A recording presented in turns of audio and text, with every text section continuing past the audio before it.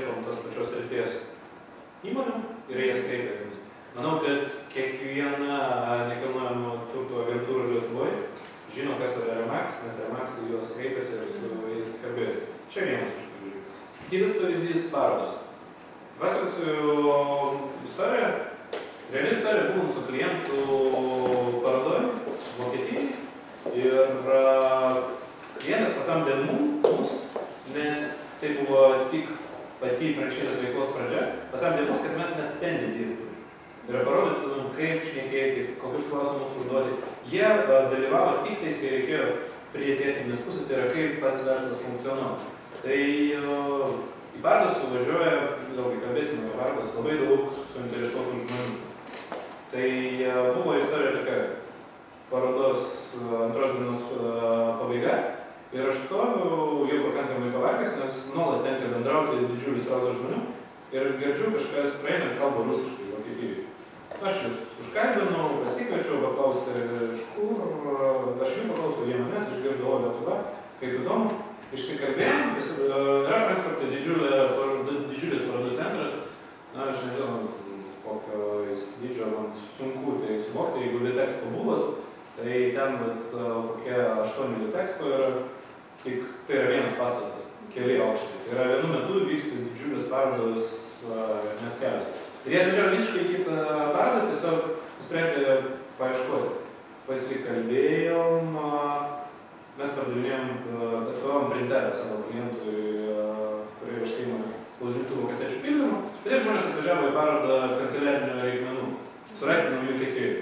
Ir kažkaip aš kalbu, o pas patį galvoju sukosi, tai jeigu jie turi 2 parduotuvės, aptarnauja ofisus, tikėtina, kad ofisai turi spausdintuvus. Ir jiems gali būti įdomu ir spausdinimo kartridžų, tai yra spausdinimo kasečių tiekimas. Jeigu jie turi kelius tūkstančius klientų, aš tą viską sužinau, kelius tūkstančius klientų, jeigu net ketvirtadalis iš jų, arba tik ketvirtadalis pereitų, tai yra jau pradinis baras klientų, su kuriais gali dirbti franšizės gavėjas. Mes su jais pasikalbėjom, jie ateidavo po to kasdien, tai yra 4 dienos parodos, ir jie pasirašė franšizės sutartį galų gale. Tai paroda yra vienas dalykas.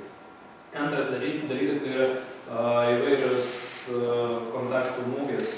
Tai mes vieną tokią mūgę organizuosim balandžio 28 dieną Vilniuje, tai yra atvažiuos franšizės davėjai, arba konsultantai, kurie atstovaus franšizės davėjus, ir franšizės gavėjai ateis, galės pasikalbėti, išgirsti visą informaciją, pabendrauti. Tai tokie renginiai irgi mes teoriškai galėtume čia pradėti apie tų darbą prakalbėtis. Tai dažniausiai lygiai taip pat, kaip ieškoma verslo partnerių ir panašiai struktūrų naudojama.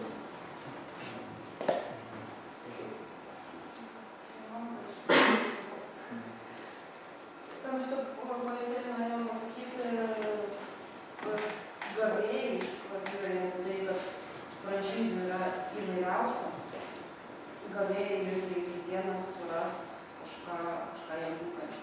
Nes gavėjai gali būti tiek individualus asmuo arba šeima, kuri nori šeiminio verslo, versus strateginiai investuotojai, kurie investuoja didesnės sumas, čia galvoju, apie eina žmonės ar franšizavimo kultūrą. Ir iš kitos pusės žiūrint, tai gali būti tiek mėgėjai investuotojai verslo, kurie nereikalauja jokios patirties šitoj srityje arba profesionalai, kuriem jau reikėtų įsitraukti į tokias franšizes, kurie turi reikalavimus tam gavėjai kažkokius iš profesinės pusės.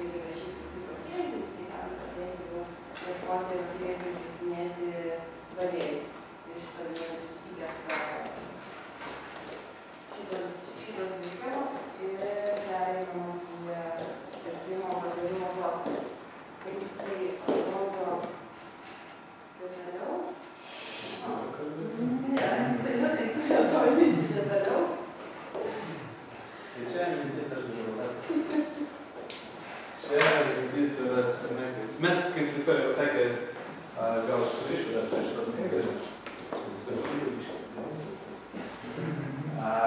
Šitoje vietoje, kai įvyksta potencialių gavėjų kažką vienoj pusėje, kaip jūs sakėte, kur ieškom.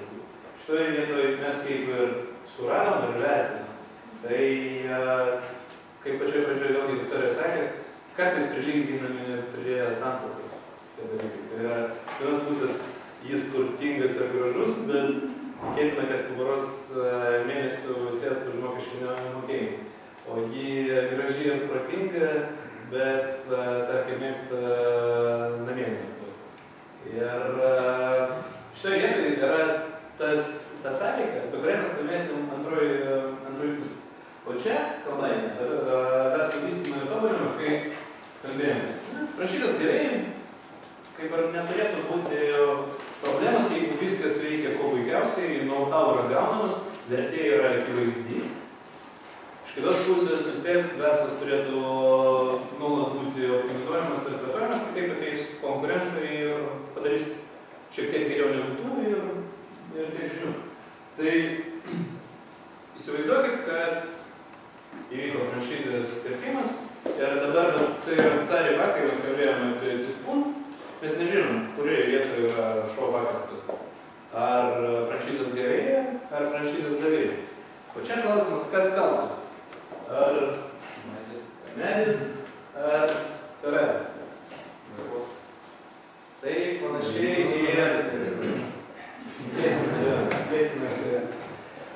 ir su franšizavimu. Tai yra statistika rodo, kad dažniau klaidos ir nesėkmės atvejai vyksta dėl to, kad franšizės gavėjas, gavęs sofistikuotus verslo valdymo įrankius, gerą prekės ženklą, nesugeba jais pasinaudoti tinkamai. Todėl atrodo tokių dalykų. Taip, dabar mes pagal tvarkaraštį turėtume pereiti į pietų pertrauką, bet mes dar